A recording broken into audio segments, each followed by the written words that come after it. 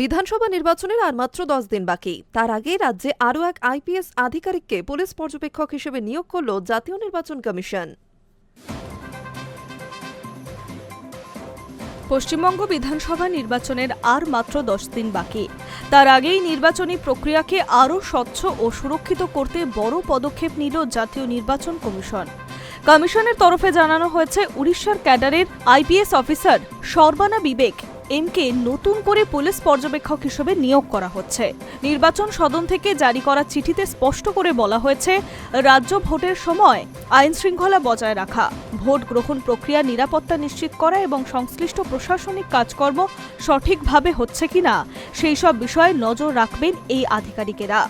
নির্বাচনের আগের ধাপে ধাপে পর্যবেক্ষক নিয়োগের যে প্রক্রিয়া চলছে, এই সিদ্ধান্তকে তারই অংশ হিসেবে দেখছে ওয়াকিবহল মহল। কমিশনের এই পদক্ষেপ স্পষ্ট, ভোটের দিন যত এগিয়ে আসছে ততই নজরদারি আরও করা হচ্ছে। এর আগে রাজ্যে এসে কঠোর বার্তা দিয়েছিলেন মুখ্য নির্বাচন আধিকারিক জ্ঞানেশ কুমার। তিনি জানিয়েছিলেন, যে কোনো মূল্যে শান্তিপূর্ণ ও নিরপেক্ষ ভোট করানোই কমিশনের লক্ষ্য। নির্বাচনকে কেন্দ্র করে ইতিমধ্যেই রাজ্যে পুলিশ ও প্রশাসনের বিভিন্ন স্তরে রদবদল করা হয়েছে। একাধিক গুরুত্বপূর্ণ পদে বদলি হয়েছে আধিকারিকরা। পাশাপাশি ভিন্ন রাজ্য থেকে আনা হয়েছে বিপুল সংখ্যক পুলিশ পর্যবেক্ষক।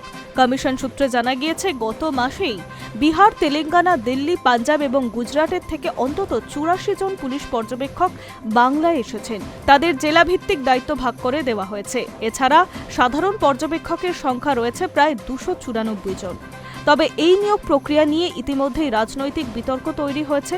রাজ্যের শাসক দল তৃণমূল কংগ্রেসের কমিশনের বিরুদ্ধে পক্ষপাতিত্বের অভিযোগ তুলছে। তাদের দাবি, অবাধ ও সুষ্ঠু ভোটের নামে এমন সব আধিকারিকদের বাংলায় পাঠানো হচ্ছে যাদের বিরুদ্ধে অতীতে জমি কেলেঙ্কারি, আর্থিক দুর্নীতি কিংবা নারী নির্যাতনের মতো গুরুতর অভিযোগ রয়েছে।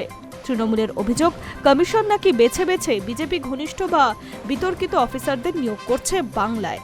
অন্যদিকে কমিশন সূত্রে দাবি, সমস্ত নিয়োগ নিরপেক্ষতা বজায় রেখে করা হয়েছে এবং ভোট প্রক্রিয়া কোনো রকম অনিয়ম বরদাস্ত করা হবে না। প্রশাসনিক স্তরে কঠোর নজরদারির মাধ্যমে যে কোনো অশান্তি রুখতে প্রস্তুত কমিশন। উল্লেখ্য, আগামী 23 এপ্রিল এবং 29 এপ্রিল এই 2 দফায় অনুষ্ঠিত হবে পশ্চিমবঙ্গ বিধানসভা নির্বাচন। এর ফল ঘোষণা হবে 4 মে। নির্বাচনের আগে এই অতিরিক্ত নজরদারি ও পর্যবেক্ষক নিয়োগ যে রাজনৈতিক উত্তাপ আরও বাড়াবে তা বলাই বাহুল্য। তবে শেষ পর্যন্ত এই পদক্ষেপ কতটা সুষ্ঠু ও শান্তিপূর্ণ ভোটে নিশ্চিত করতে পারবে সেটাই এখন দেখার। Hi news network.